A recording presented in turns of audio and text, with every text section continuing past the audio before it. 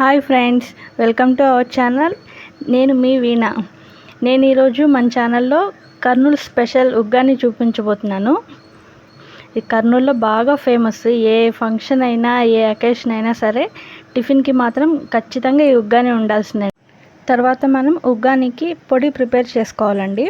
అసలు ఉగ్గానికి ఈ పొడే టేస్ట్ నాకు తెలిసి. మనం ఈ పొడి కోసం చిన్న ఎండు కొబ్బరి ముక్కను తీసుకొని సన్న సన్న పీసెస్గా కట్ చేసుకొని ముందు మిక్సీ జార్లో వేసుకొని పొడి చేసుకోవాలి. తర్వాత 3 పచ్చిమిర్చి, కొంచెం శనగపప్పు, రుచికి సరిపడా సాల్ట్ వేసుకొని ఇవి కూడా బాగా మెత్తగా మిక్సీ పట్టేసి పొడి చేసి పక్కన పెట్టుకోండి.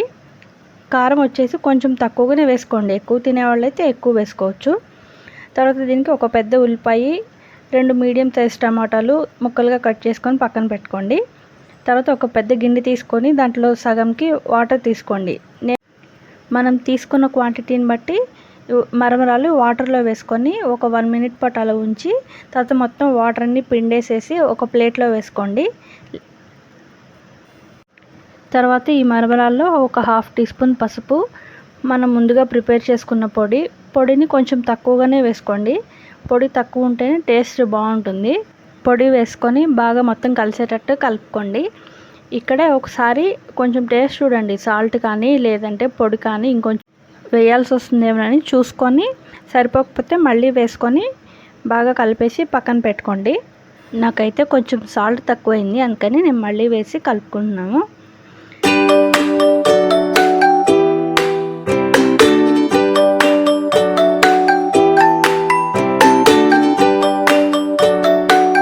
తర్వాత స్టవ్ ఆన్ చేసుకొని ఒక గిన్నె పెట్టుకొని దాంట్లో 2 టేబుల్ స్పూన్ ఆయిల్ వేసుకోండి. తర్వాత ఒక ఎండుమిర్చిని తుంచి ముక్కలు చేసి వేసుకోండి. తర్వాత 1 టీ స్పూన్ పచ్చిశనగపప్పు, 1 టీ స్పూన్ మినపప్పు, 1 టీ స్పూన్ ఆవాలు, 1 టీ స్పూన్ జీలకర్ర వేసుకొని ఈ తాలింపు గింజలు బాగా వేగేటట్టు వేయించుకోండి. తర్వాత దీంట్లో ముందుగా కట్ చేసి పెట్టుకున్న ఉల్లిపాయ ముక్కలు వేసుకొని ఇవి కూడా కొంచెం ఫ్రై చేసుకోండి.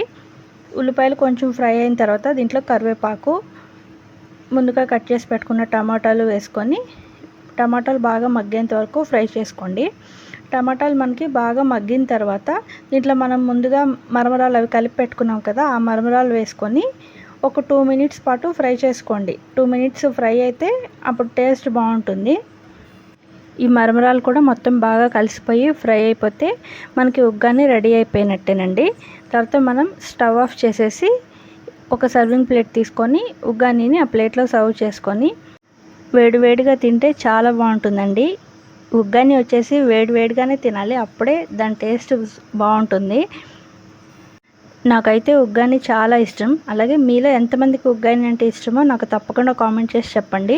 నేను కర్నూలుకి ఎప్పుడు వెళ్ళినా కానీ మా చిన్నక్క వాళ్ళ ఇంటికి మా అక్కని అడిగి కంపల్సరీగా ఉగ్గాని చేయించుకుంటాము. మేము వచ్చామంటే మా అక్క మెయిన్గా ముందు ఉగ్గాని చేస్తుంది. మా మేనత్త అయితే ఇంకా బాగా చేస్తారు ఉగ్గాని.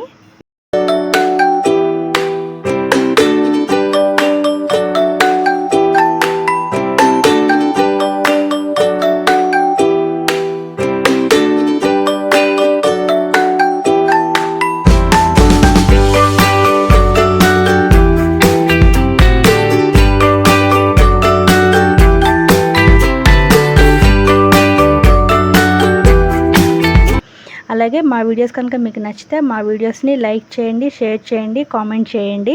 అలాగే మా ఛానల్ని తప్పకుండా సబ్స్క్రైబ్ చేసుకొని పక్కన ఉన్న గంటను కొట్టండి.